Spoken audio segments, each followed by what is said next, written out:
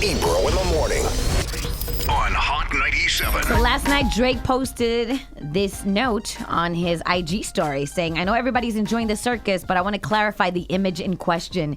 This was not from a clothing brand, shoot, or my music career. This is a picture from 2007, a time in my life where I was an actor and I was working on a project that was about young black actors struggling to get roles, being stereotyped and typecast. The photos represented how African Americans were once wrongfully portrayed in entertainment. Me and my best friend at the time, Mazine, who's also an actor from Sudan, were attempting to use our voice to bring awareness to the issues we dealt with all the time as black actors at auditions.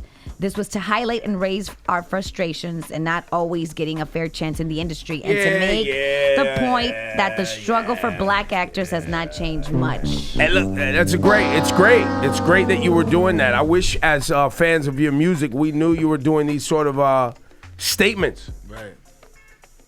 Conscious. That you was this woke. Well, yeah. Because your music doesn't speak to that, which is why I think you have to do this memo now, Drake.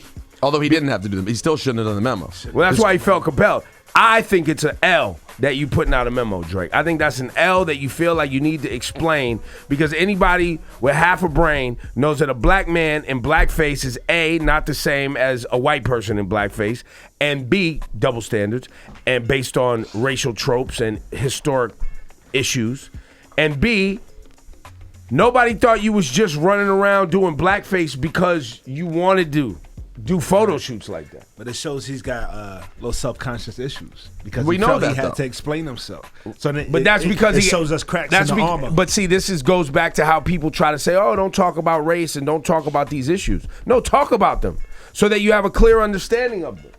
Especially when you're biracial or mixed or whatever you want to call yourself, and how you want to categorize yourself. Because race is a real thing, propagated by governments and government institutions. It's real adjacent, but yes. But I'm saying it's propagated by something with power, where people are beholden to it. You check boxes, right, on government documents. So it's real in that sense. Yes. And it's a real issue that people deal with and think about and talk about. I agree. I really, this could have been summed up with 6 words at the beginning of an ad-lib in the next freestyle. Mm-hmm. Word, old pictures, you reaching, son. Right. That's it. Like, he didn't have to do the statement. Or give it the credibility it deserves.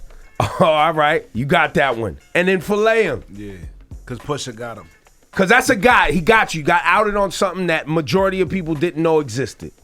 And that's what even if some people knew these photos existed, right?